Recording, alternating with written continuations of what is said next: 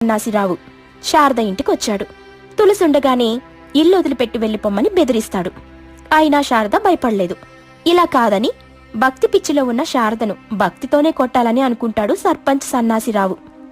చూడు పెద్దవా, నీకు నాకు గొడవలొద్దు. నేను నిన్ను బెదిరించడం, నువ్వు భయపడకపోవడం ఇదంతా ఎందుకు చెప్పు. మనమిప్పుడు ఒక భక్తి ఆట ఆడుకుందాం. నువ్వింతలా పూజిస్తున్న నీ దుర్గమ్మని మన కళ్ళ ముందు రప్పించు. అప్పుడు నేను నీది నిజమైన భక్తి అని, దుర్గామాత పేద భక్తురాలని నిన్ను గౌరవించి ఇక్కడి నుండి వెళ్ళిపోతాను. పిలువు పెద్దవా, నీ ప్రేమ భక్తి ఏంటో ఈ మూర్ఖులకు తెలుస్తుంది. సరే కానివ్వండి అని శారద కళ్ళు మూసుకుని దుర్గామాతను వేడుకుంటుంది. తులసి వెంటనే దుర్గామాతలా మారిపోతుంది. అది చూసి సర్పంచ్ కళ్ళు పోతాయి.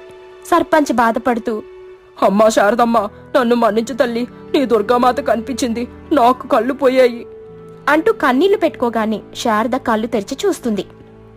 దుర్గామాత కనబడుతుంది.